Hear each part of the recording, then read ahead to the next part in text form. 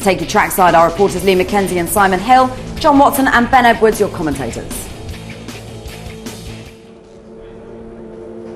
The scene at Durban as we await the green light at the end of the pit lane to commence qualifying here, the first of the 4 sessions that will determine grid positions for the sprint race. And really, we feel a little bit in the dark, except to say that France and Germany have been looking strong all weekend. Apart from that, it could be anybody else up there. But the first to go out, it is Team Pakistan, and it's Nur-Ali. Let me just very quickly run through who's driving for which nation here today. We've got Carl Reindler for Australia, Bruno Junqueira driving for Brazil for the first time, James Hinchcliffe for Canada, Ho Pin Tung for China, Thomas Enger back for the Czech Republic, Loic Duval for France, Nico Hulkenberg for Germany, Robbie Kerr's out for Great Britain, Narain Karthikeyan for India, Ananda Mikula going well for Indonesia in practice, Richard Lyons for Ireland. He did have a little problem at the end of practice, crashing into the wall. Tocacello for Italy, Alam Kodair for Lebanon, Alex Young for Malaysia, then Salvador Duran for Mexico, Bleeker Molen for the Netherlands, Matt Halliday for New Zealand, Nur-Ali, as we've seen, for Pakistan, then Parent for Portugal, Murchison for Singapore, Adrian Zhao for South Africa, Neil Yarni for Switzerland, and Jonathan Somerton for USA.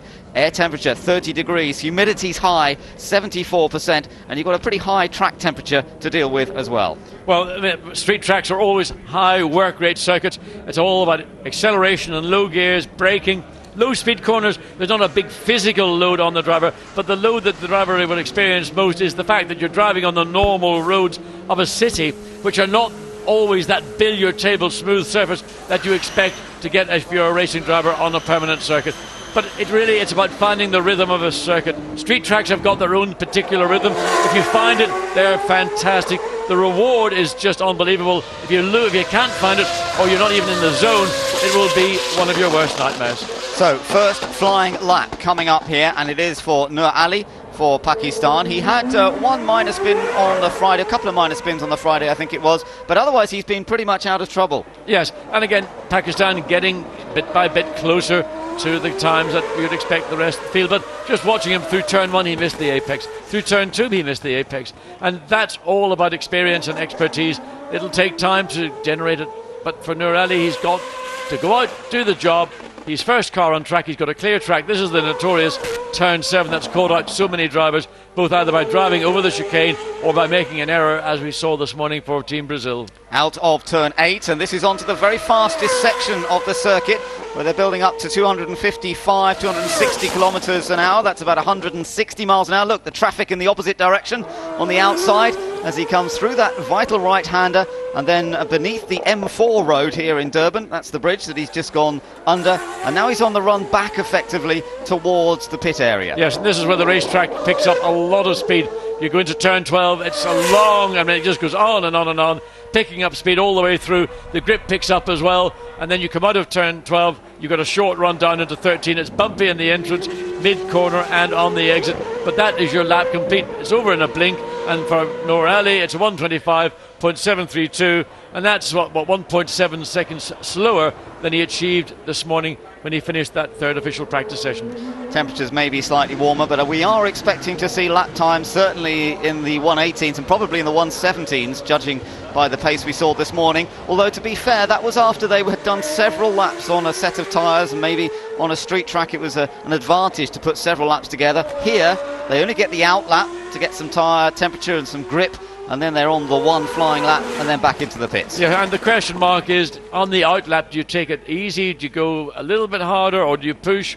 Because the question is, on a street track, you tend not to generate the sort of tyre temperature, the surface temperature of the tyre, that you do require to get the tyre to operate in its zone. So if you go slowly on your out lap, although you will have preheated your tyres, they may well lose 10 to 15 degrees temperature, and then you push on your first flying lap, you may not have the grip there that you expected. Here's the hero, if you like, of the last race in Australia, Ho Pin Tung, who brought China their first ever podium. It was a brilliant drive, great strategy, and he really drove it hard too.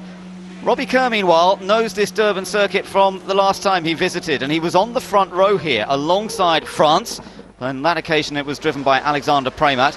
So Kerr should go well, but they had a few little problems with the car this morning they're hoping to have sorted out for this afternoon. Well, he came into the circuit this morning on the balls of his feet, happy as Larry, and thinking that everything was going to be as he would like. And then, of course, during the process of the running this morning, it didn't quite work out as he had anticipated, so He's on maybe a little bit more on the back, maybe on his heel rather than the ball of his foot. So USA onto their flying lap. I'm intrigued to see that France have gone out this early in the session. We are expecting France to be one of the favourites for pole position. They've gone out early in this first session. USA close to the wall on the exit of the hairpin there. I think he got away with it. Now he's up to turn 2. Watch the car over the curbs and over the bumps. Yeah, so just on the exit of 2, you've got to be careful when you run out to the very edge of the racetrack. You don't catch the wall as it comes back in against you. Here through turn 5, easy to bounce into the wall on the outside. It's very bumpy in the middle of turn 5. Now up to the notorious 7. Jonathan Somerton, wisely on his first run, stays well off those curbs. He may not be the quickest line through that corner, but for sure on your first run, get the time, get a solid time, and then you've got 3 more opportunities. Let's just remind you that Jonathan Somerton for Team USA is having his first outing as their race driver. He's driven in the rookie practice sessions already, and he was fastest in the rookie practice session in Australia. That's earned him this opportunity. He's only 18 years old. He's raced in the European Formula 3 in the past, and now he's got his big chance driving for Team USA. Well, he was 3.4 seconds up on that second split, and I suspect you can add another second to that by the time he comes across the start-finish line. So we were anticipating a lap time somewhere maybe in the middle 1 minute 20s, maybe a low 1 minute 21. It's a 1:19.9, so he even picked better. up 5.7 seconds on the course of that lap. So a lot faster than the first flying lap that we saw. He kept it off the wall out of the hairpin, so controlled that well. But I can tell you that France is already on a lap that's looking to be even quicker than that. He's already half a second up. Yes, the split time is indicating that in that first sector, that Loic Duval for France really is in a different class to the field that we've seen out so far. But of course, you've got to get through these 4 sectors. It's absolutely crucial for somebody at this end of the pits, France, who have been, other than Germany, the dominant nation here this weekend, not to overdrive, not to be overconfident. Going through that very little quick right-left flick before you come into this long left-hand corner that leads into the final turn. Easy to get it wrong. So France have not had a pole position for a little while. They've had none so far this year, but this is going to be a good first run for Loic Duval. Look at that, a 1:18.620, and they'll be well pleased, I think, with that first showing from Loic Duval. Yes, that's a solid time for France. Just a tenth of a second away from the time that Duval established this morning, a 1 minute 18.5. On board now with the Czech Republic car, Thomas Enger at the wheel. That's the corner. He slapped the wall this morning, but he got through cleanly now. Now he's through the long left-hander, the casino corner, the Suncoast Casino just on his left-hand side, now up to the final right-hander. This was where he had a spin this morning, and somehow he kept it off the wall, and does so this time with a nice smooth trajectory.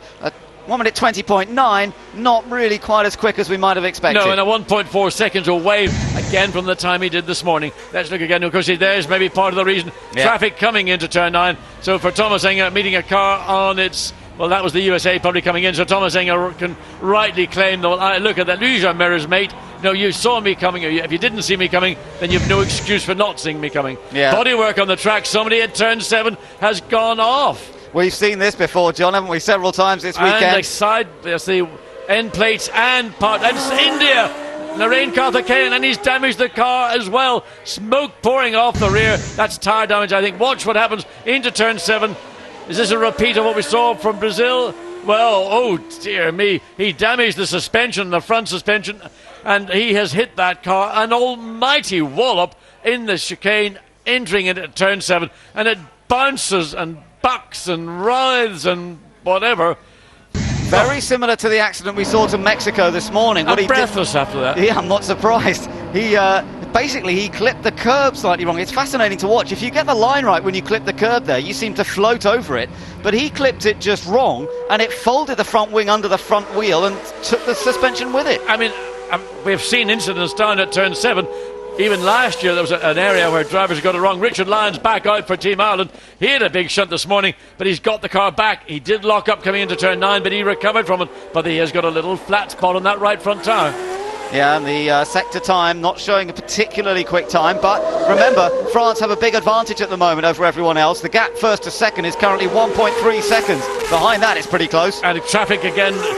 What is going on? It's traffic. People are not using their mirrors. They're not conscious enough. Richard Lyons frustrated. You can see what he did. He pulled across the front. I think that was Indonesia. And he goes 9th of the 1:22.067. Yeah, it is going to be tight out there in terms of trying to get a clear lap. Everybody's going to struggle, and I don't think Lyons was too happy there. They've gone 9th quickest. He's only faster than Pakistan after that first run, so he had a pretty poor first run. May well have had the old tyres on the car as they checked out everything was working. I think in reality his time, had it not been impeded by that other car, would have maybe seen him only go to 8th, because 7th place, the Czech Republic, are best part of 1.1 seconds, and I don't think he lost 1.1 seconds. Now Germany and traffic. Germany catching traffic in a pretty poor place here. He's got Portugal right ahead of him. Alvaro Parent driving for Portugal, returning to the series, and now gets out of the way. That was pretty good, actually. Did a good job of trying to keep out of Hulkenberg's way. Hulkenberg on a flying lap, trying to challenge the pace that has been set by Team France. And always in a qualifying session, under 5 minutes remaining. But look, he's 3/10, almost 4/10 of a second up on the time France set.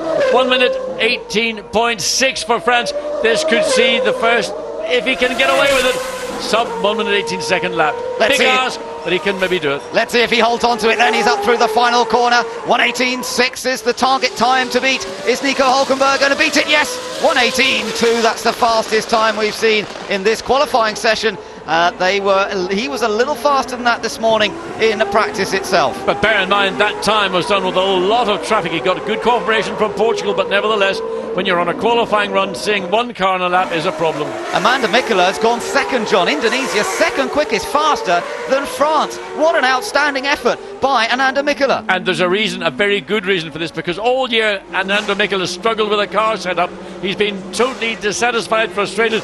They went back to the original setup that he ran pretty much all last year, and it worked for him. Now here's the incident we saw with Richard Lyons on a flying lap on the car on the right. He pulls across the front of Amanda Mikkola to show his frustration. There, Mark Kershaw and Gary Anderson on the Team Ireland pit lane. They're looking at it and thinking, I know, come on guys, give us a break.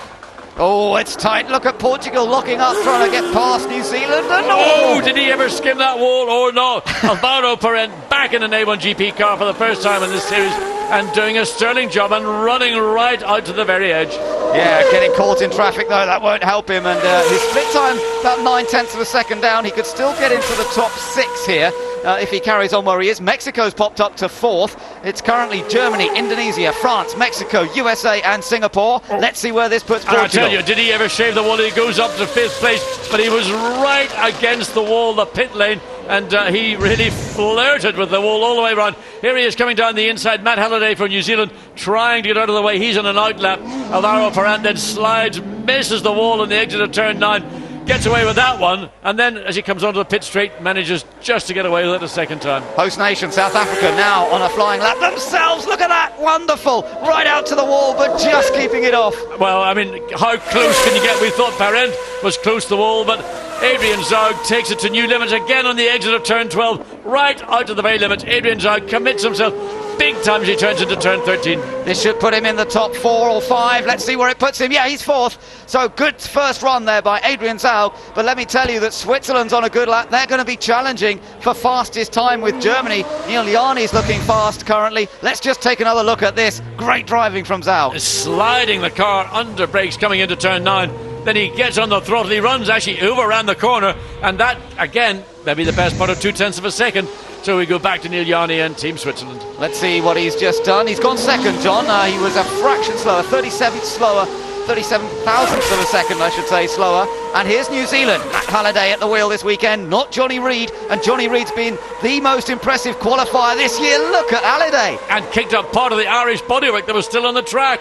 But he goes 6th quickest, so not as high up as New Zealand have become accustomed to in the last couple of events. New Zealand 6th on their first run. It puts them just behind South Africa. Chris Gorn, race engineer there.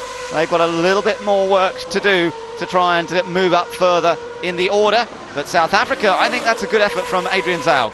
Well, we're looking down, and it's my car. This is Brazil. They've commandeered the spare car. They've put their own setup on this car. So watch for Bruno Junqueira in a car that is used exclusively by me on Friday morning to do the track specs. Yeah, that's right. It's going to be hustled by Bruno Junqueira in this qualifying. And remember, this is the first time Junqueira has qualified an A1GP car. Very experienced from Champ Car racing and from Formula 1 testing and from Formula 3000 champion some years ago.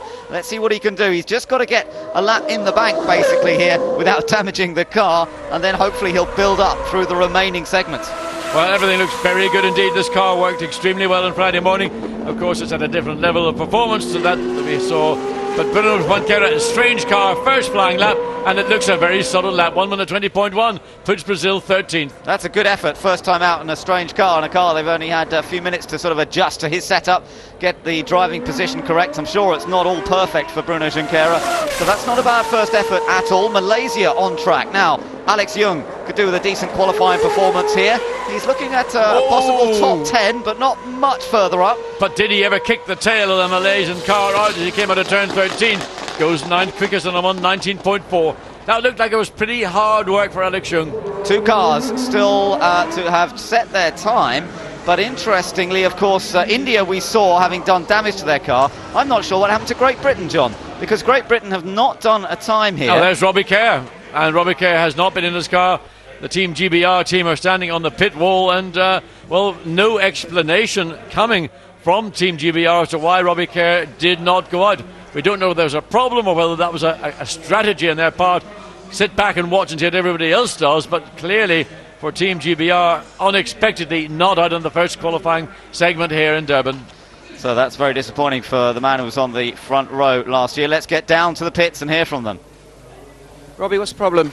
I've got a couple of issues from this morning that are still being resolved, and so unfortunately we have to miss that session, so hopefully we'll be out for the second one. What exactly is the problem, though? I'll tell you later when I know. Thank you. Anyways. Well, that's a great shame for Great Britain. It's not to have a chance to run in the first segment. You really need to be out in all four segments. We've seen it many, many times. You can afford to miss one, perhaps, but you're just not in the rhythm. So there we are. The first run sees Germany fastest ahead of Switzerland and Indonesia with the outstanding performance of the day so far. France fourth, South Africa fifth, New Zealand sixth, then Mexico, Italy, Malaysia and Portugal top 10. Then behind them we've got the USA, Singapore, the Netherlands and Brazil. Canada down in 15th place ahead of Australia and Lebanon.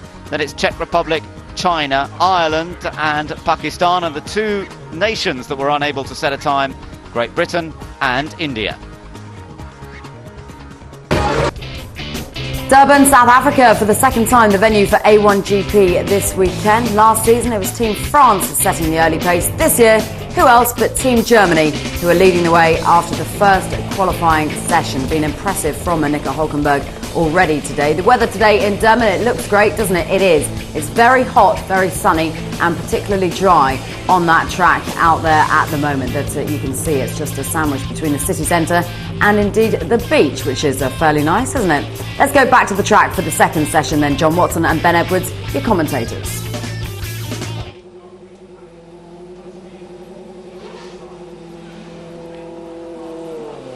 We're all set for the second segment of qualifying to get underway. Cars just making their way down to the end of the pit lane, first few. But Ananda Mikkola of Indonesia was one of the stars of the first segment. Let's hear from him. He's with Lee McKenzie.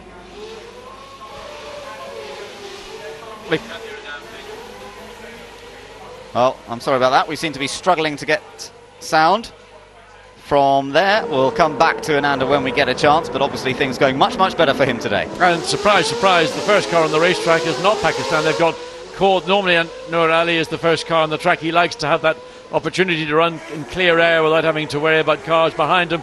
Now he has got two cars behind him, and he will no doubt, well, he may wisely just pull over, let them go by, or he may not even know they're there.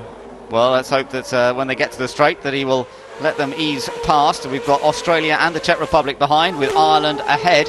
Looks to me as though Lyons is attacking quite hard on this outlap. You talked about how hard to push on the outlap. Looks to me there as though Richard Lyons for Team Ireland was pushing quite hard. Oh, wait. Come on, boys, find a way through here. Well, this is the problem. A driver may not always be aware that there's a traffic behind him. There are blue flags around the racetrack that will be waved, but Nur Ali seemed to be unaware. Look, he dives down. What is he doing? What is going on? I think Enger slowed down because he didn't want to get caught up behind the Australian car, and Nur Ali was not expecting it. Well, I tell you what, sometimes you wonder, is anybody at the races? Well, they're all trying to find themselves a bit of space leading on to their flying lap, of course. The last thing they want to do is to be tucked up behind another car. They want as clear air as possible, get those wings working, and it's going to be Richard Lyons for Team Ireland who will go on to the first flying lap of this second segment of qualifying. First time he's ever raced on a street track, but he's been fast pretty much throughout the practice session so far. And hopefully for Richard Lyons, he will not find himself catching up to traffic that's gone out behind him, as he had. In fact, it wasn't Nando Mikula in the Team Indonesia car. Ironically, that car went third quickest, whereas Ireland lost a lot of time and ended up all the way down in 20th, and Richard Lyons will not have been impressed with that. So he's now got to really forget about the first segment, and he bounces the car very aggressively through turn 7, both on the entry and in the exit to that chicane.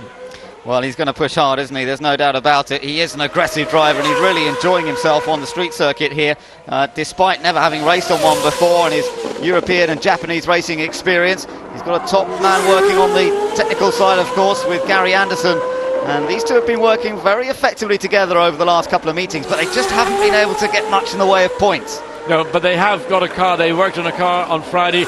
The time came second quickest for Richard Lyons. Again, a very strong car this morning, but unfortunately in the closing moments of that practice session, Richard got it wrong just at this point in the circuit.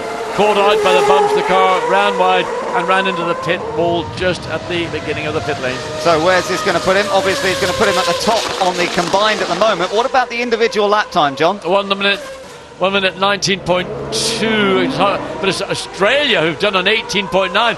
Australia out of nowhere have produced a 1 minute 18.99.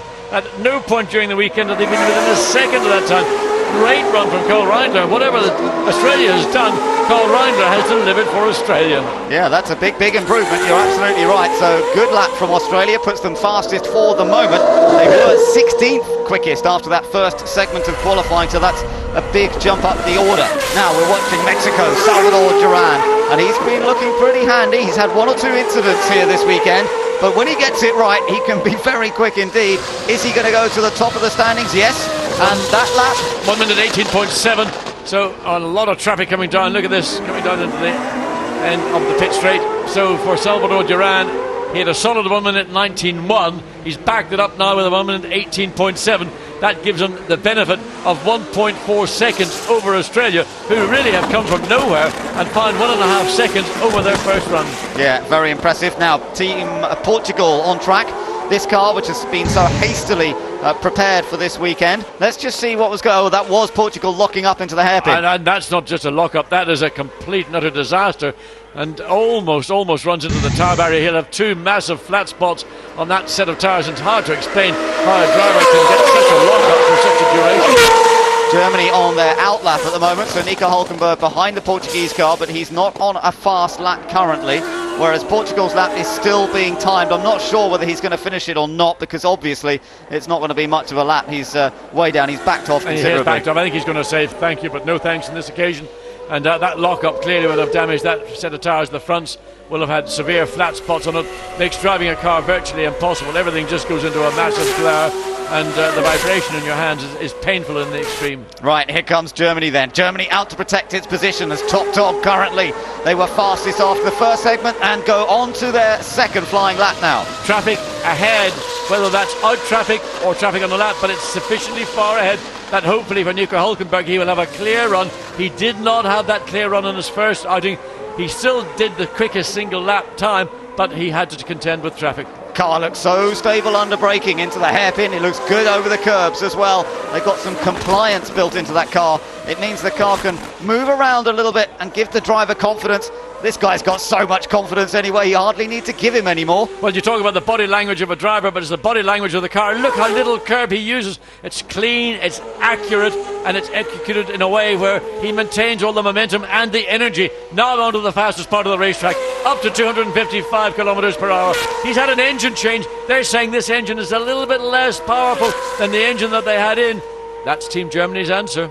Well, he's still looking pretty fast with it nonetheless. I know the Zytek guys were working on it a little bit, and look at the split times. Of course, that is on comparison to the combined time of Mexico from earlier, so you would expect him to be up on that because he had the advantage after the first segment of timing anyway. Whether this is going to be quite such a quick lap, we'll have to find out as he gets to the end of it. It was a 1:18.241. That was his first segment qualifying. So we wait to see what has Germany gone and done. They've done a 1:18.4, so they consolidated. They probably ran that same set of tyres in the qualifying 2, and they are ahead by over a second. Yeah, and Switzerland there, just crossing the line. They stay second, John. By a tenth of a second. I was over ambitious. It's a tenth or so. Neil Yarney still very much in contact with Germany, shadowing them by a tenth of a second all round the lap. Yeah, very interesting to see. And also that France has this time decided to leave it a bit later in the session before coming out on track. They were very early on track last time around. Netherlands has just popped up to 4th. So we now have Germany 1, Switzerland 2, Mexico 3, Netherlands 4, USA 5, Australia 6 and the Czech Republic 7. You're watching Team China at the moment, and they're trying to move their way up the order. They didn't get a very quick time in the first segment of qualifying.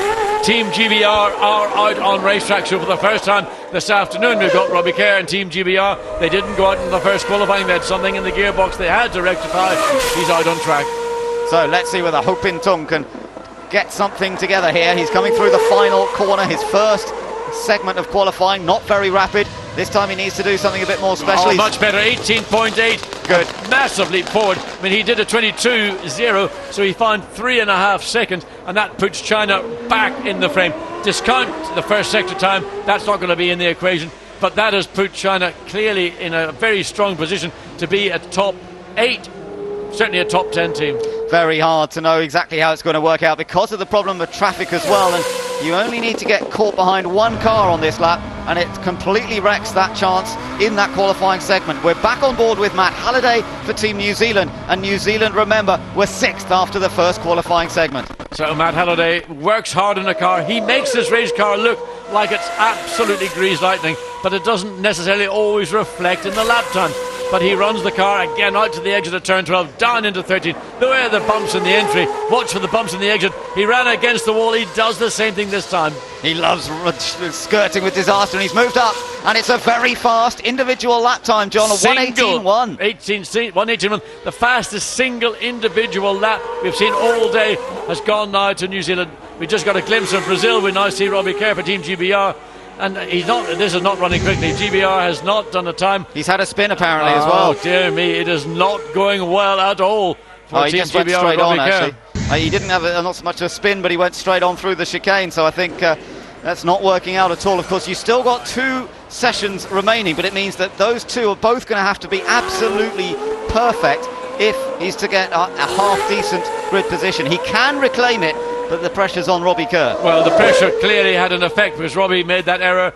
Rarely does he make an error, and of course the penalty is he didn't get out in the first segment. He's now got to, well, what's he going to do? Was that, surely that wasn't his out lap. Is he going to have another go? He can't do more than one flying lap. No, that's strange. It's or he's just going to go and complete it. He did. He completes it in a 1:28.602. I frankly don't know why he bothered. They should have really called him off and brought him in, saved those tyres.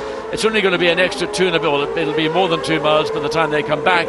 But in reality, it was probably as prudent just to call the lap off as it is to let him continue. Maybe he just wants to get into the rhythm of the circuit again. It is so important to build that rhythm on a street track, and he hasn't had much chance to do so by not getting out in the first qualifying segment. We're waiting for a few cars to come out still, most notably Indonesia, France and South Africa. And France is out on track as we watch South Africa leave the garage.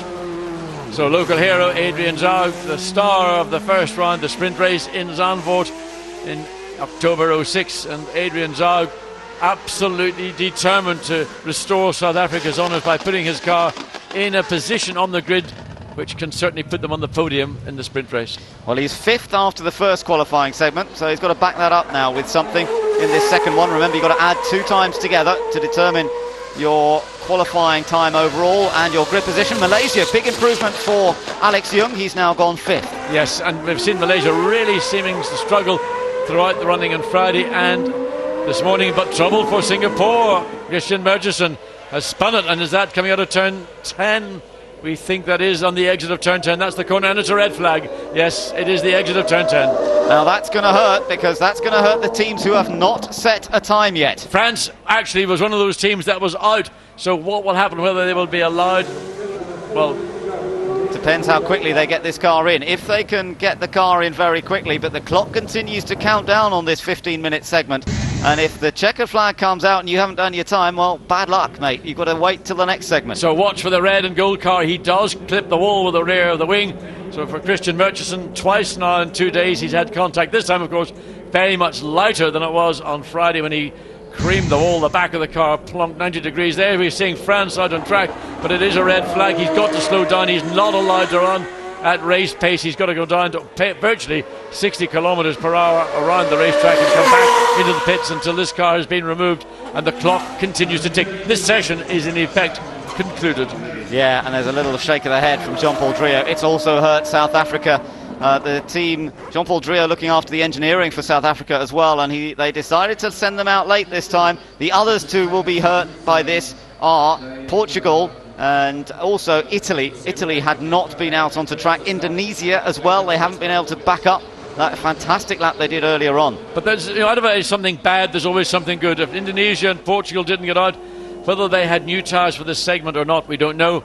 If they wear new tyres, then they have got more sets available for the final two segments, and also they will be in slightly better condition for their race tyre choices. Yeah, that's absolutely right. So it's not a total disaster to lose one segment of qualifying. It is hard work when you lose two, which is what has happened to Great Britain. They lost the first one by not being able to get out in time, and they've lost the second one due to a minor mishap out on track for Robbie Kerr, and that means they've just got the two segments left in which to set their times. Quite a stiff breeze blowing at the moment, as you can see. It's a warm breeze, though. It doesn't do much cooling when you're out there because it's very hot, very muggy. And for the guys in the pit lane, particularly tomorrow when they're all suited up in their fireproof overalls ready for pit stops, they are going to be roasting down there if the weather conditions are like they are today. Singapore, meanwhile, have been push started. And I think he's clipped that left rear corner as well, because we saw that there was contact with the wing, but I suspect that there's damage to that left rear as well. We can't quite get a view of it. Well, he's lit the thing up. It's hard to tell, but that car will need close examination. It certainly seems to have hit the end plate of the rear wing. Whether it's actually done damage to that suspension there, I'm not sure. From one of the angles, it looked like the wheel might have been pointing slightly out of normal position, but that's a situation that the team will make a judgment on when Christian Murchison takes the Singapore car back into the garage, but coming back very slowly, so maybe he does sense there is some damage that we can't see as clearly as he might feel. So the clock's still ticking away. Are we going to see any cars back out in this segment of qualifying? There's only just over a minute to go. Well, they can't get out and get around before the flag comes out, so no is the answer to that particular question. Let's look again and see what happened to Christian Murchison coming out of turn 10. The back of the car runs wide, he clips it with the back of the wing, and I just wondered if that right rear had been damaged or not. It's hard to tell, and we'll find out sooner than later. Well, at least he's managed to make it back to the pits, or drive it back to the pits, and the guys can get to work on it straight away and prepare it for the next segment of qualifying. As the clock continues to count down, the checkered flag will come out, and it does mean that France, India, Indonesia, Italy, Portugal, Singapore and South Africa have been unable to set a second segment time. India, of course, badly hurt by this as well. They are like Great Britain in that they have failed to set a single representative time at the moment, so India right at the bottom of the timesheets. Well, the way that India car attacked the curb in turn 7, I think there's a lot more damage than just superficial bodywork damage. That looked, a very big hit indeed to the right front suspension, and take a lot of work to get that car ready to get out before the season, this segment starts. Well, the checkered flag comes out on the session despite no cars being on circuit, and that means that at the moment Germany stays on top with 1 minute 18.2 in the first segment of qualifying and a 1:18.4 just now. It did look as though certainly some of the top teams used their older tyres for that second segment of qualifying, so it still means that everything's up for grabs and that France is going to still be a major threat for pole position. But New Zealand was a big mover. They moved up from 6th place into 3rd. Mexico 4th place, Malaysia right up there, so that's a big improvement, John, from Malaysia. Yes, from Malaysia, surely a big improvement, much more than they probably had anticipated. They've maybe also been the beneficiary of the fact that Indonesia, France, South Africa, certainly Portugal didn't get to run, but nevertheless, that's what qualifying is about. You've got to take your chances, you've got to go when you go, and if you hang back and wait, then you do on a street track face the prospect of the racetrack going red, as it's done as a consequence of Christian Murchison and Team Singapore having that off. So let's take a look at how the stand after all of that, after two segments. Germany on top from Switzerland, New Zealand and Mexico next up, followed by Malaysia and the Netherlands beginning to feature in 6th place. USA 7th, Australia very good 8th after a good lap there by Karl Reindler. 9th for Brazil in that spare car, and 10th for Lebanon. Well done to Alan Coder on his debut. He's running well so far. 11th for the Czech Republic, then 12th for China, 13th for Ireland, They're ahead of Canada, Pakistan and Indonesia, and of course then the rest who didn't get a second time in: France, South Africa, Italy, Portugal, Singapore, Great Britain and India.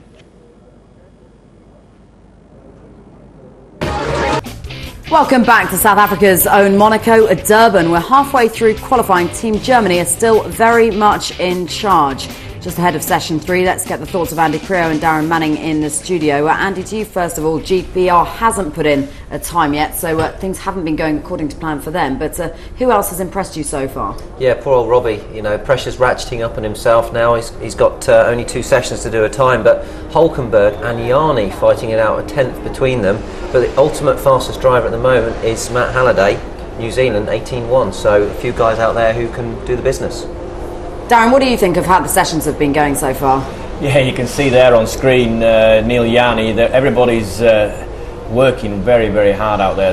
The temperature's really rising, and the pressure, and it's pretty physical work around street courses, street tracks. You know, the cars are bouncing around all over the place, and the steering on these A1GP cars are pretty heavy as well. So to be fighting them over the bumps is pretty hard work, and you see that a lot of the guys sweating it out there.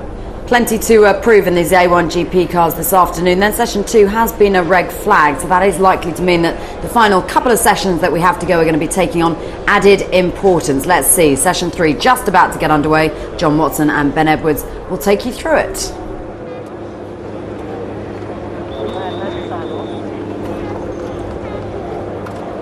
Cars are ready to come out for the third segment of qualifying here at Durban in South Africa. It's going to be India to lead them away, and Naren Karthikeyan needs to pull something out of the bag here. He certainly does, and in fact a stunning job by the Team India crew led by Michael to get that car. That looked like it had a lot of heavy damage on the right hand side, but they've got the car back together. Naren Karthikeyan takes advantage of the clear track and wants to get as much clear air between himself. China second out, South Africa third. Ireland pulling out to make their way, trying to get ahead of South Africa, looking for as much clear air as possible, and will dovetail in behind China. Yeah, everyone having to rethink their strategy somewhat. South Africa didn't get out in that second segment of qualifying, so it means that they now are trying to put something together in this third one that brings them back up somewhere near the front. They were 5th after the first segment of qualifying, but now they're down in 18th position. Team Ireland, meanwhile, Richard Lyons, they're trying to improve on their current 13th place, and he's certainly shown the potential to do that. Yes, well, Ireland certainly had the speed through Friday and Saturday morning, but that incident at the end of the section has sent everybody on the back foot, and he's had 2 runs, the best of which was a 19.221. He needs to get into the 18s. They did a 19.0 this morning. Yes, he did a 19.1, so he's never actually dipped into the 1 minute 18s, and that's going to be, of course, new territory. But in qualifying, new tyres, car set up for single flying lap, he's got the best opportunity. Team Pakistan at the moment, not last, and that will keep Nur Ali happy, because of course with other teams having problems and getting themselves into dramas of either not getting a lap time in or crashing into the wall means that he's currently running 15th. So he'd be happy if he could hold on to that. But Team India now out onto their hot lap, and he's being timed. He's got to keep it clean here. Let's come out of turn number 1, up towards turn 2. Let's just see as he comes through the left-hander how things are going for Naren Karthikeyan. He does love street track, so he's enjoying himself, but he's got to keep it clean. No, but he's sliding all over the place. He looked not untidy. He looked untidy through 2. He's very untidy through into 4 and 5, and maybe just a case of Naren Karthikeyan desperate to make up for the amends that he did down here when he hit the bar, hit the curbing so aggressively that he damaged the front suspension and damaged the front wing of the car. So now he's just got to find some control. He needs to get a lap in, which is a solid lap, and there we've got China has spun, and we can't quite work out which part of the racetrack that is.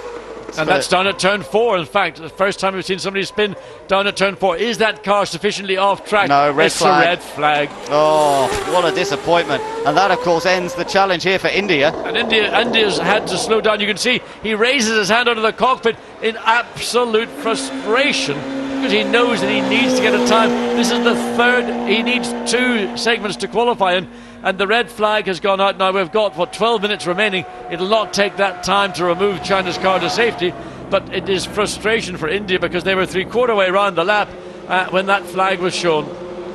The lucky charm didn't work on this occasion, so sadly China, let's see what happened to him. He spun into that one. Yeah, he came into turn 4 just too quickly and over the grass into this is actually an intersection on the normal road network around Durban, and you can see here's the onboard shot. Well, he's oversteering even before he comes into the corner. Then he really gets the back end of the car was so loose. The second time it went, he was a passenger. Nothing he could really do about that to hold on, so that means red flag has come out in this session. But are we now going to see what happens when they get the car ready to go? I don't know whether he should have taken that with him. Perhaps that's what went wrong, when he didn't have it with him. But for whatever reason, he's now made it back to the car, and they're going to try and send him on his way once more. Now, because he was called in on his red flag lap, I think he will be allowed to go back out again. He will be allowed to go back out again, but of course he was on a set of tyres which were probably brand new, and he would like to go out on another brand new set of tyres. He ought to have actually 2 brand new sets of tyres, because he didn't go out in the second segment either. They were repairing the car. So while it might seem bad for India, it's probably not quite as bad as I think the initial reaction from their end, Karthikeyan. Yeah, and in fact his sector times have been scrubbed from the timing screen to indicate that effectively he's not been on track. They don't count that yet. Now, Portugal waiting to come out onto the circuit as well once the session does restart, but it's going to get busy because, of course, the clock is still ticking here, and it's going to simply shorten the amount of time that everybody has to put in a quick lap in this third qualifying segment. So it's going to be desperate out on track. Trying to get a clear lap could be very, very demanding. South Africa, they also got caught out by that, so they've got to sit and wait now and hope for another opportunity to come out. I think they are going to get the Chinese car to come back to the pits, but the clock is ticking all the time. Well, man, to me it's going to be a game of cat and mouse. You've got 3 nations covered by just over a tenth of a second. Then the 4th nation, Mexico, is 1.2 seconds away. So we see the China car now has been pushed back behind that barrier. They have been unable to fire it up. So whether Germany, Switzerland or New Zealand choose to come out or not will be a bit of, I think, brinkmanship. Yeah, interesting to see whether they bother or not. We've got less than a minute to go, the session to be restarted, and Gary Anderson looking purposeful around that Team Ireland car. He likes this pressure, this kind of pressure situation. He relishes this situation, and he's got to see whether Richard Lyons also relishes it and performs when it counts. So fuel just been filled into the Ireland car, and well, there's no rush at the minute. Let this initial flurry of cars go. You got Portugal and the Netherlands and Lebanon, Italy and South Africa behind. So with 9 minutes remaining, let them go and do their runs. They'll be back in again within 5 minutes, and then we'll have the best part of 4 minutes to do your run. So, well, it's going to be, I think, a lot of people taking big deep breaths. It's going to be busy out there. Under 9 minutes to go once this session restarts. Just look at the queue that's building up in the pit lane. How are they going to get clear laps in? I have no idea. Let's watch the fun as the green flag flies at the end of the pit lane, I think. Well, it says green up here, but nobody's told them down at the end of the pit lane. Switch the lights, mate. Turn the light to green. It's green flag. Oh, dear me. We've lost how many valuable seconds. Best part of 15 seconds. So look at these two. It's a chariot race, not a race car race. This is the race to get a clear lap because they want to be first on track to try and get a clear lap. I think the chances of actually getting a clear lap with so many cars coming out are pretty remote anyway, but nonetheless they're going for it. Netherlands versus Portugal, that was, down to the first corner. Well, Portugal called off their second run. They made that mistake, so they've got a solid one run in the first one, 1 minute 19.4. But contrast that to Germany and Switzerland, who were in the 1 minute 18.2s, a massive difference. Portugal will do very well to get into the top 10. I think Alvaro Perrin would be happy with that. Yes, he would indeed. There's India back on track, so this is Narain Karthikeyan's chance. Germany, interestingly, on track. And France, is it? Or, USA out there as well. And we'll just have to wait and see who else is going to come out on track. France still in the pit lane at the moment. I mean, I think that what France is doing is the right thing to do. Let them all go out, trip over each other, get into everybody else's way, and then go out. You'll still have sufficient time, as long as you can do your out lap and come across start-finish line literally a second before the flag is shown. Then that lap will be a counting lap towards your 4 qualifying segments. But of course, if somebody else has a spin out of this group and causes another red flag, then France could be in big trouble. So that's the gamble you take, that no one else is going to go off and hit the wall. We're on to the flying laps, and the Netherlands, finding a car coming out of the pits, manages to avoid it, and they're all heading down towards the hairpin on flying laps here. I think South Africa's just come out of the pits, but everyone else going for it. Well, the trouble here is spoiled for choice. Who do you watch? There's too many interesting characters, teams, nations out there right now, clearly following the rear of South Africa. Just running behind Portugal. Never South idea. Africa. They'll lock up from Portugal into turn 4. South Africa is on a hot lap actually. They hadn't just come out the pit, so all of those 3 cars, Netherlands, Portugal, South Africa, all on hot laps. So is Lebanon a bit further back, Italy too, also on a hot lap, and these 3 in particular all running pretty close to one another. Not an ideal situation, particularly for South Africa, to be that close to the back of the Portuguese machine. But the performance difference between the 2 nations is virtually negligible. Oh, and again that big lock-up, that light throw, whoa! Right front from Alvaro Parente, he got away with it again. Yeah, he really is hammering those brakes. We've heard that 1 or 2 teams and drivers have had problems with their brakes and getting them to work properly. And I think Parente was one of those teams this morning who couldn't quite get the brake to operate as they know it normally ought to. And it's so crucial. Slide mid through the corner there, nearly clobbered the wall on the exit of turn 12. So these guys are going quite well, but New Zealand's on track, going very quickly. Let's see what happens here. South Africa's come up to 5th. So that's a good segment time. Portugal have gone 6th. So these 2 guys who have been running around together have put themselves well up there. But Germany still lead. New Zealand's just done a 1:17.7. A 1:17.7. New Zealand's gone fastest. Oh, that is the first time ever under the 1:18. Truly remarkable, stunning time. We didn't get to see it from Matt Halliday in the Black Beauty. And now the challenge has been thrown down to the Wunderkind, Nico Hülkenberg from Germany. What's Germany going to provide us with? It's a 1:17.8, and it puts Germany 2nd behind sister nation New Zealand. Well, it's Germany and New Zealand. Despite New Zealand changing their driver for this weekend, it's still those 2 nations fighting over pole position. But what about Switzerland? Well, his split time doesn't look quite so solid. He's been running 2nd, remember, to Germany throughout the qualifying segment so far, and now he's got to work a bit harder if he's to move back up into a front row starting position here. Got a clear run through the last corner though. So comes down into the final turn 13, exits, a good clean exit, exits later than some of the others have been doing, but is it enough? It consolidates a 1:17.9.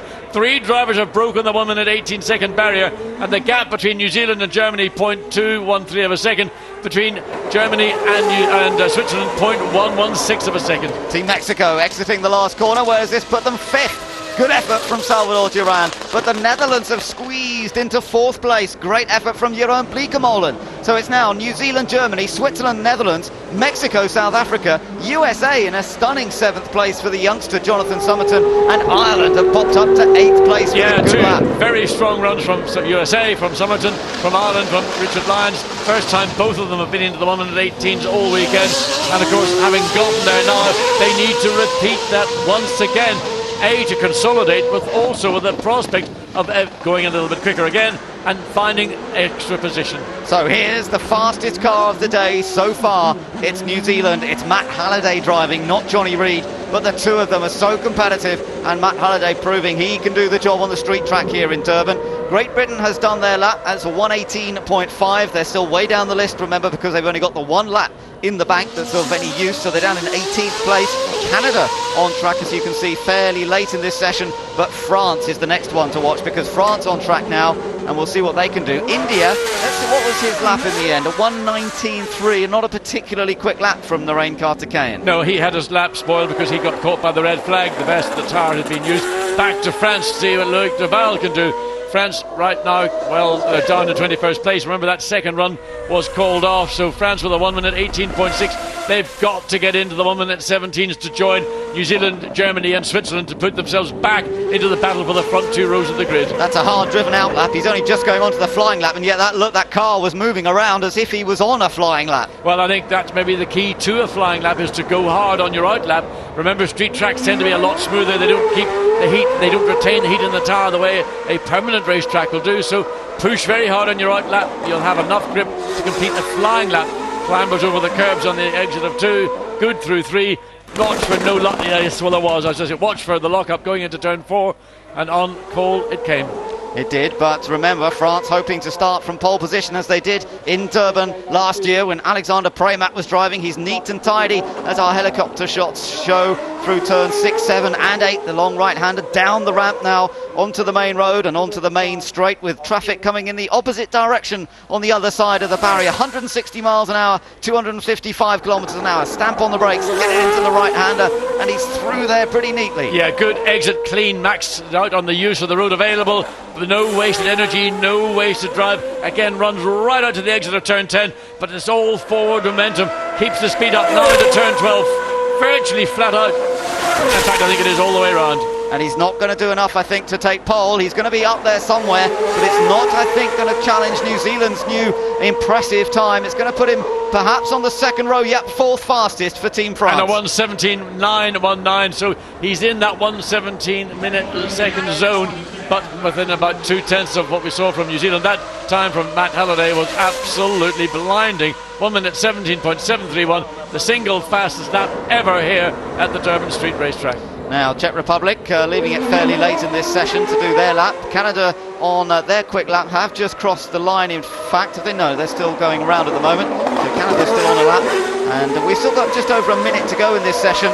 Not many have left it this late. Canada now has crossed the line, gone 16th quickest. They're not having a good weekend at the moment, Team Canada. James Hinchcliffe struggling a little bit for pace on this Durban street circuit. Well, they had to change the car. The car was too badly damaged after that incident in Australia 3 weeks ago. So just getting all that momentum back, and look at Thomas Enger slides almost dirt tracks as he comes through turn 8, down the down ramp onto following the road the wrong way, down into turn 9 on the brakes. Important to get in early, get the exit right, and that's about as nice as you could expect. It is looking quite good, but it's not enough to really put him up amongst the front runners. 1.3 seconds down on the split, but that could put him in the top 10, which has surely got to be his initial aim here before the final segment of qualifying, when perhaps throws all caution to the wind. He did have an accident this morning, though. 1:19.2 was his best in that second segment of qualifying. He needs to be in the 18s at least to get into the top 10. Let's see where it puts him then. Czech Republic, 9th fastest, and is he in the 18s? Yeah, 1:18.2. That's a good run from Thomas Enger. He picked up a second over his previous fastest single lap. So now he's got a time which he can work with. He can now also, like everybody in the top 10, assuming when they go out or whether they got caught in traffic, they can all potentially move forward. Let's watch Thomas Enger through turn 7 again. Watch how much of the he virtually puts half the car across the chicane. I've never seen anybody use as much of the chicane as Thomas Enger has done in this particular run. That in part will have contributed to that second he found, but it is hard on the car. And there you can see the faces of the Czech crew as they look around. Those are the engineers that work with the Czech team. They've got a unique approach to their A1GP program, and Thomas Enger has responded. Great stuff from them. But some sort of problem has occurred to Indonesia, because Ananda Mikula did not manage to set a time at all in that last session, nor, interestingly, did Singapore. And, of course, China, we know, had that problem out in the chicane. Yeah, I think that Singapore may well have damaged their car, and that's the reason they didn't get out. Yeah, that's quite right. But let's find out what happened to Indonesia. I think Lee McKenzie is with Ananda. Well, I've just spoken to him. He's still sitting in the car and he's speaking to the team. Motor racing can be cruel. After going third in session 1, he wasn't able to set in time in session 2. In that session, he actually clipped the wall on his fast lap and has broken the top wishbone on the rear. So the team are working frantically so they can get him out to try and get another good run in. Oh, what a shame. Thanks, Lee, for that. He was such a star in the first segment of qualifying, but it's not enough in A1. You can't just do one flying lap. You've got to repeat it at least one more time, but he's got a chance still to do that, and if the team can get the car fixed, he'll be all right. And that 18.4 has not taken him out of the zone at all, because the first run for many years were in 18.6, 18.2s. Yeah, it's all close stuff, isn't it? So it's New Zealand on top from Germany and Switzerland, but those three nations are separated by 0.3 of a second. Then it's France and the Netherlands. Mexico 6th, South Africa 7th, ahead of the USA, and that is an outstanding effort from Jonathan Summerton, new boy for Team USA. 9th for Czech Republic, 10th for Ireland, then 11th for Portugal. Making his return is Alvaro Parent, then it's Italy, Australia and Malaysia. Brazil ahead of Lebanon, Canada, China. Great Britain getting one good lap in, and Great Britain now have the chance to get into the top 10 from there if they really put it together. Pakistan down to 20th now, ahead of Indonesia, India and Singapore.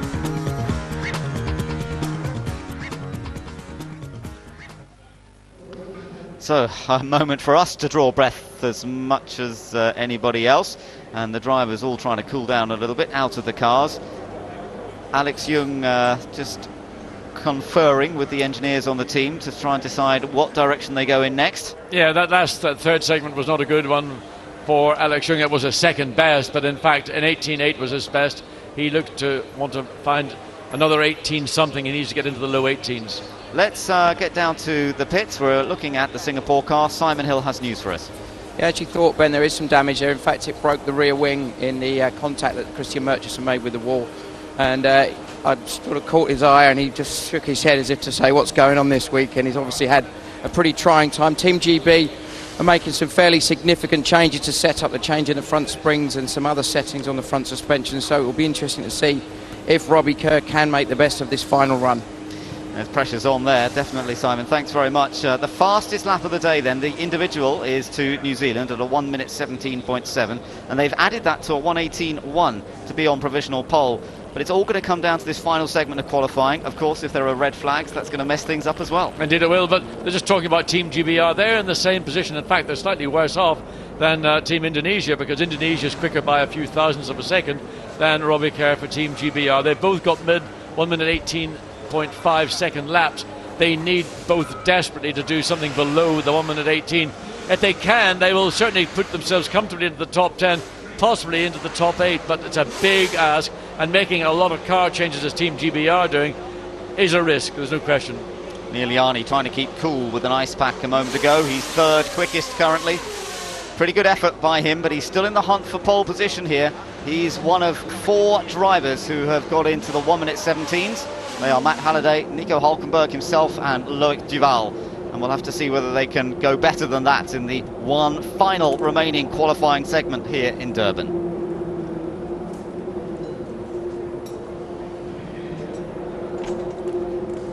Down inside the British pit garage, still plenty of work going on, making changes to the front dampers, maybe to spring settings or damper settings, whichever, to try and make an improvement for this last segment. We're into the final 15 minutes here at Durban, and it's Pakistan and India. First 2 cars on track. Narain Karthikeyan really needs something pretty mercurial to drag himself up the order. He's currently down in 22nd position for India. He's just decided, I'm not going to sit behind Pakistan, I'm going to go out. I want the clear road, I want all the racetrack to myself, I don't want distractions. I've got nothing to lose, I've got everything to gain, I need to go out. I've got a 1 minute 19.3 in the bin, and I mean, that is nowhere near the pace that we've seen from India throughout the weekend, and with the potential that Narain Karthikeyan has brought to Team India. So he will be looking for something a low 1 minute 18 at worst, and probably he will be looking to try and grab a 1 minute 17 point something. That's going to be a big ask. It's going to ask Narain Karthikeyan to almost just put the blinkers on, put the pedal to the metal, and forget about what might happen if he gets it wrong. Team Australia, currently they're running in 13th place. There are a couple of good laps from Karl Reindler, but he now needs to find that little bit more. He's done an 18.9 and a 19.0. Needs to find a little bit more than that to really break inside the top 10. There's Alam Koder for Lebanon. First ever outing for Team Lebanon. First time in an A1GP car at all. So he's done pretty well so far. He's qualified 16th currently, and he's been sensible. That's what I've been pleased to see. There's fellow Lebanese driver Khalil Bashir.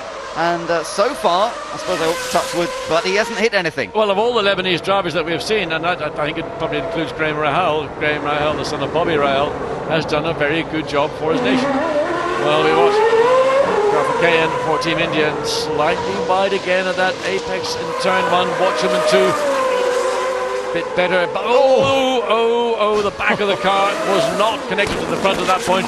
Into turn 4, then the cut back 5, very bumpy through here. It's also very slow. The tail of the car has got one mind, the nose of the car has got a different mind. Yeah, totally different. Oh, look, again, this car is not working for Narain Karthikeyan. Look what happens. Well, I think he maybe caught some of the dirt on the outside of the corner on the way in, and that's what caused the back. But certainly the back of the India car does not look like it's tied to the front of the car. There, Richard Owen, engineers on behalf of Team India, and he's seeing on screen what we're watching as well. So for Narain Karthikeyan, this is not going to be a lap that's going to help him a great deal.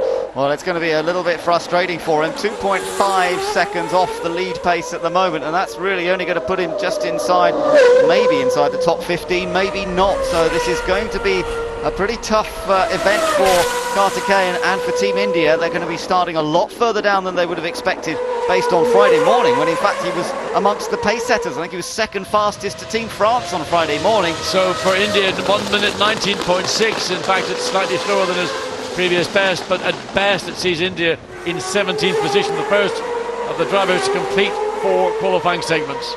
Karl Reindler really pushing that Australian car. That's another good effort. You know, Reindler really has come alive in qualifying here this afternoon. I think that's the best we've seen from Karl Reindler throughout the season so far. He's really responded, and that's another strong effort from him. Indeed it is. He came alive in that second qualifying segment, consolidated the third, and has done his best sector of all in the fourth.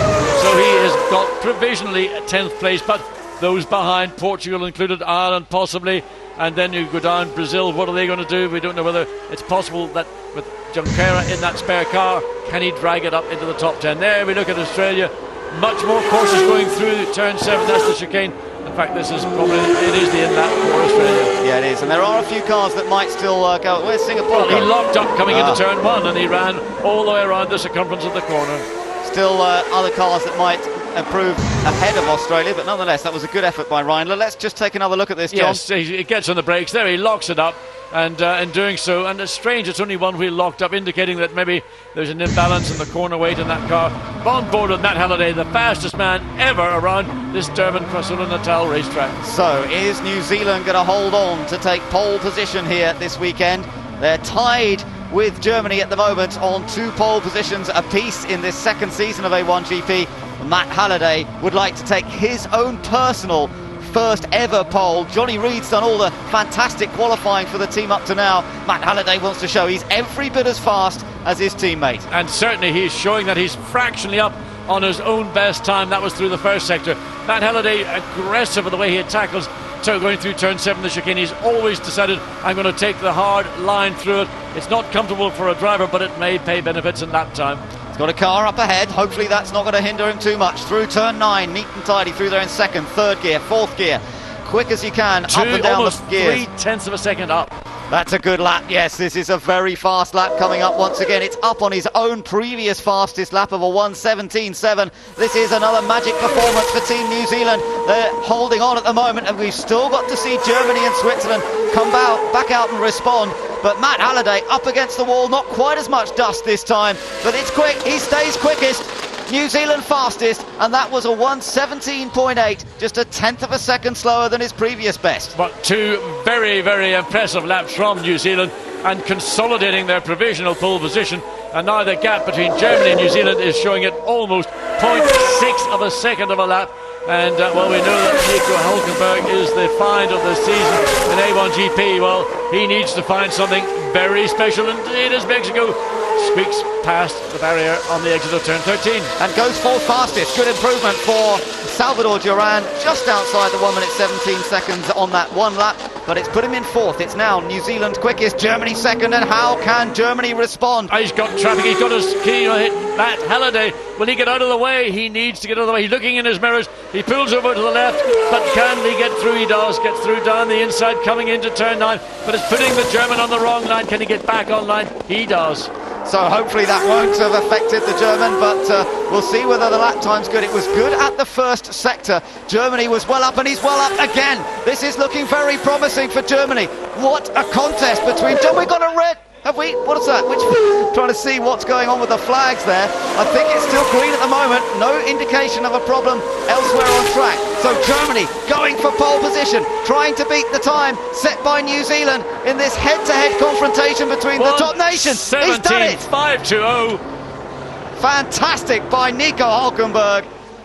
And a magic lap once again, the fastest we have seen to date. A 1:17.520 for Nico Hülkenberg for Team Germany. And with Willy Weber here this weekend, he's on the right-hand side of the shot there. The man who is the seat holder for Team Germany. He'll be delighted about that. Rob Creswell in the background there, race engineer for Nico Hülkenberg. Well, he's enjoying this season, working with one of the best drivers he's had in his charge for several years, there's no doubt about it. Now, there is a red flag, John. Now we have confirmation on our screen of a red flag. Now, we saw a flag come out, and we were getting indications from timing and scoring that there may well have been a red flag, but seemingly didn't get displayed. It may have been withdrawn, but we don't know the reason why. We have seen so far nothing on track. There the safety car goes out, the medical car also. Clearly there's been an issue somewhere around the circuit that we have not been made aware of, and we wait now to know whether that is something that's an issue or whether it's something that we'll see this session, with some 7 minutes of it remaining, being concluded.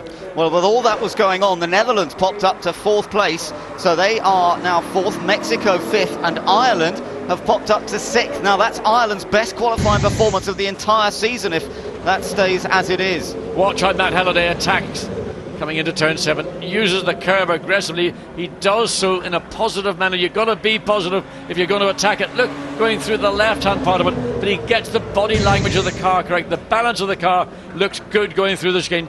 For Ireland, 6th place. Richard Lyons has done a good job recovering a 1 minute 17.9 as well, so he joins that 1 minute 17 second club.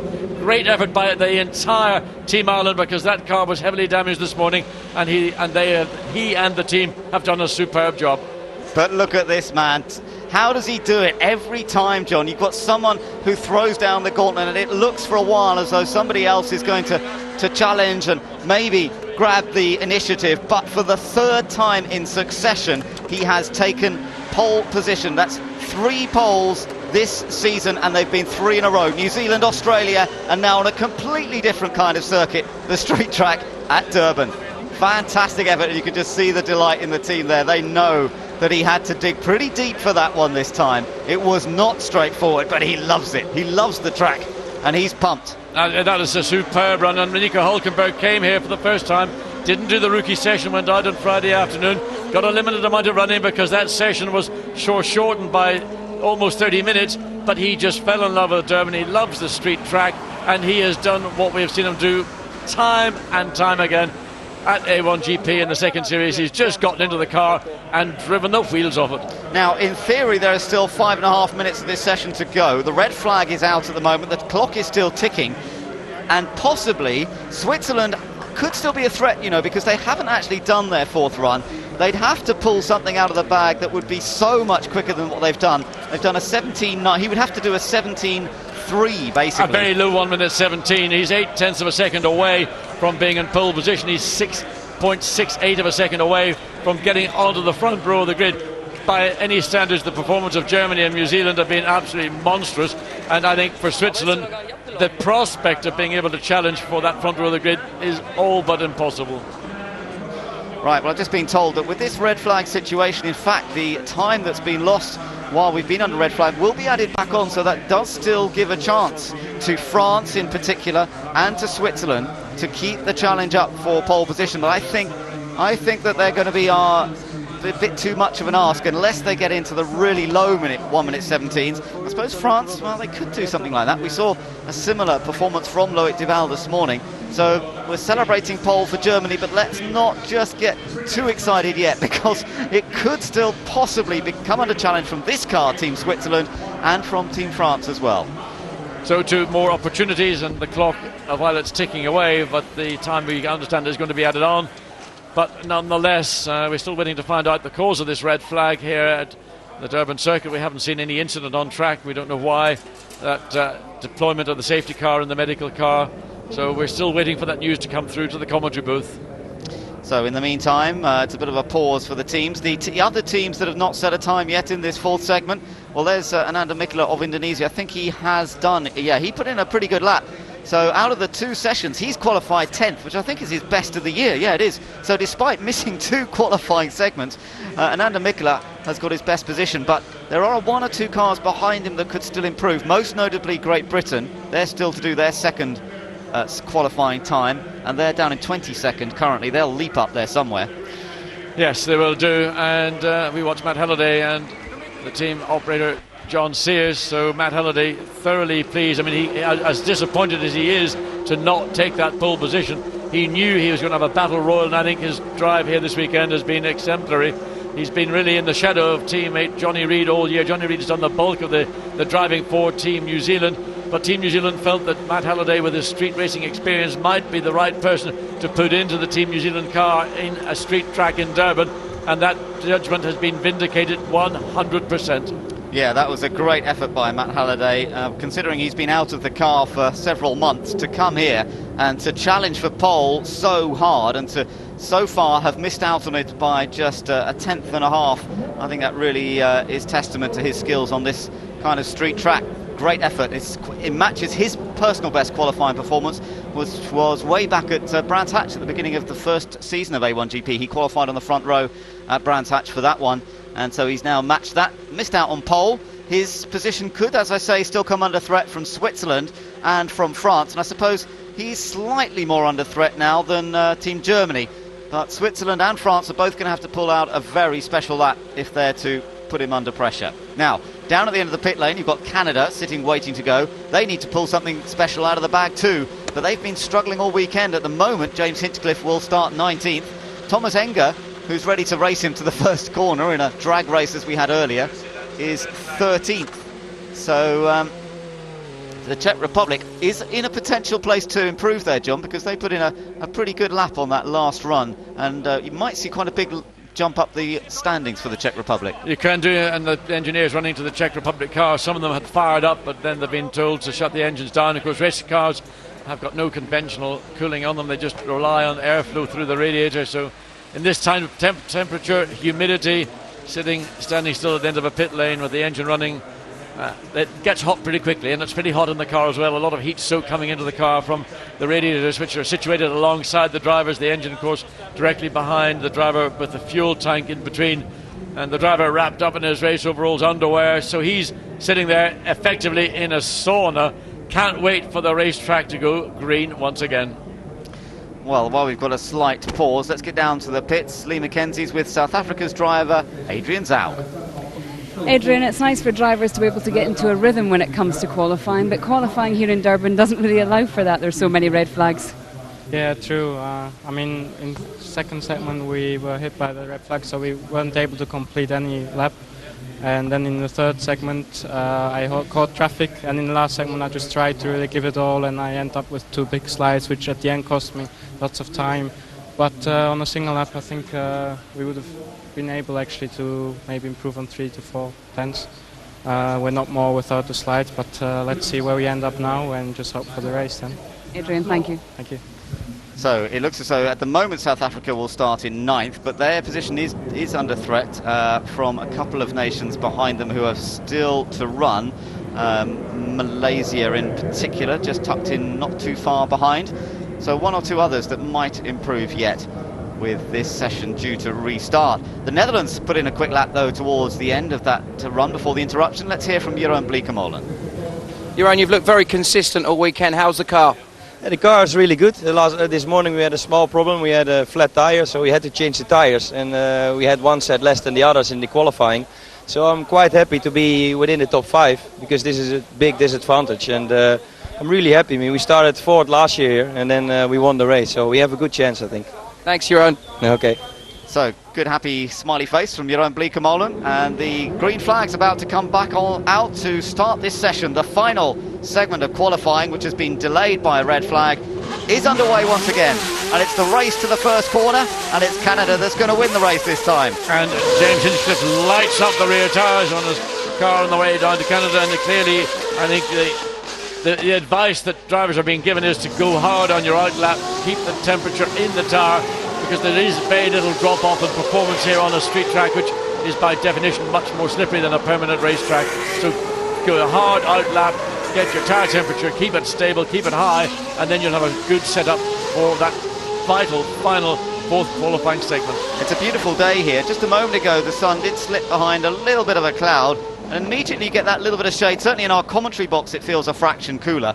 That could be very significant, because if the track was to cool down a fraction, it would give Switzerland and France an opportunity perhaps to go even faster on their runs. Well, you can see parts of the racetrack here. The exit of turn 1 is in total shadow, and therefore with the sun being behind those tall buildings, that part of the racetrack will be cooler, but other parts will be still in the full glare of the sun. So it's going to be a sort of a strange situation. One part of the track may be cooler than other parts of the track, and while it may have a small bearing on the tyre performance, it's not going to overall make much difference. Here's the man that could be the big threat though to Nico Hulkenberg's pole position, or indeed to New Zealand's 2nd place. Neil Ayani, who was here last year racing at Durban, nearly won the race, but had a car problem just towards the end which counted him out and was part of the factor that allowed Verstappen to come through. But let's watch Canada now. Canada onto a hot lap. They've done their outlap, and now James Hinchcliffe is on the attack. Used to street circuits from racing in America, but now he's got to dial himself into a track which he's struggled with a little bit so far. Well, the best we've seen from Canada, and James Hinchcliffe has a 1 minute 19.7. So really you're looking at somewhere in the top or top 15 rather than the top 10. And that's pretty much uncharacteristic of the Canadian driver. Bumps it across the entry to the chicane, a little bit more conservative on the exit, and then up into turn 8, and then the run all the way down into turn 9, maximum speed. And well, anything in the low 1 minute 19s I think is going to be about the best that Canada can hope for. As you mentioned earlier, John, this car completely rebuilt around a new tub after the accident in Australia when it rolled over after contact with Singapore. It makes you wonder if something isn't quite together at the moment, because it's just so unusual to see Hinchcliffe and Team Canada struggling to qualify right at the bottom end, almost into the 20s. He's 19th at the moment, and it just makes you wonder what's going on. I'm sure this track isn't that tricky for Hinchcliffe to learn. It may just simply be a matter of regaining confidence. There was quite a big hit that we saw for Canada. Well, 1 minute 18.9, that's a good run for James Hinchcliffe. He did get into the 1 minute 18, but sadly it's not making any real significant change to his position to start on the 9th row of the grid, an 18th position. Team GBR, Robbie Kerr, this qualifying has been a total nightmare. He's only got one lap time in the bank, a 1 minute 18.503. He's made a lot of changes to the car. They've changed springs, they've gone up, they've gone down, they've gone all around. And Robbie Kerr, again, it's all in his hands. What can he do? 1:18.5, he needs to do a 16 to get himself near the front. He does, but this is going to jump him up from 22nd to 11th, so at least he gains a lot of places, but he's still just outside the top 10, and that makes it hard work on race day here in Durban. Oh, this doesn't look like a challenge to me from Switzerland. That exit out of turn 9, the back of the car did not look stable, and I don't think we're going to see anything at all from Switzerland. So the grid to me is going to be Switzerland on the second row of the grid alongside the Netherlands, and that familiar nation of Germany and New Zealand dominating the front row of the grid once again. I wondered if the track had cooled. I think if anything it's got slower. None of the cars that have come out after the red flag interruption have gone any quicker. In fact, they've all gone a bit slower than they did earlier. He stays third. It's a slow lap from Neil Yarni. It looked a slow lap. 1 minute 19.1. Now we call a 1 minute 19 a slow lap, but in relative terms it looked a slow lap. And we never thought that once we saw Neil Yarni exiting out of turn. But this is a good lap from France. It is a good lap, and I tell you what, France is actually in with a shout here of pole position. Could this be a last-minute drama in qualifying at Durban? France going for it. Loic Duval, car comes in ahead of him. There could be an opportunity here. 1 minute 17.9 is his best in the third quadrant. Let's see what it is. Can France be top 3? They are. It is Germany, New Zealand and France. Good effort that by Loic Duval. He goes third fastest. For a moment it looked as though he might threaten for pole position, but in the end he has to settle for third. Great driving from Loic Duval, a 1:17.6 with the individual second fastest lap time of the day, but because he wasn't able to tie it together with another quick lap time, or as quick a lap time, he ends up third, beaten by New Zealand and beaten by this man, Nico Hülkenberg for Team Germany. The nation atop the point standings by 25, and they're on pole position once again for an A1GP event here in South Africa. Fantastic effort from Hülkenberg from Team Germany, and it's put them on pole position. And he now has 3 pole positions to his name. That means he's tied with Neil Yarni in terms of scoring the most pole positions in A1GP since it all began. Nicolas Lapierre and Alexander Premat between them were very successful, but they had 2 pole positions apiece over the first couple of seasons, mainly the first season of A1GP. So Hülkenberg equaling records as he goes, and of course if he manages to win a race here tomorrow, he will in fact match Alexander Premat's all-time win record. He would be on 7 victories. Well, that's still a little way in the future. We'll see what happens there. But for the moment, Team France fought well. They have to settle for a second row starting position. They will be disappointed with that, because France has been the pace setter throughout most of the weekend. Suddenly New Zealand became a factor there, challenging for pole position, and really it's the same top 3 in the end that we've seen at the last couple of meetings. It doesn't seem to matter whether we race in New Zealand, race in Australia, or here in Durban on 3 completely different tracks. It's Germany, New Zealand and France who make the news once again. Switzerland 4th, with the Netherlands in 5th place, Mexico in 6th, Ireland with their best qualifying performance of the year so far in 7th, and a brilliant return to form for Portugal, 8th place for Alvaro Parent. South Africa will start 9th, and Indonesia with their best qualifying performance of the year in 10th place. Great Britain surviving to finish 11th, 12th for the United States, 13th for Italy, then 14th place for Czech Republic, 15th place for the stars of Australia, China, and then Australia right behind them, Malaysia 17th, then Brazil, Lebanon, Canada in 20th place, India way down in 21st, and then it's Singapore and Pakistan.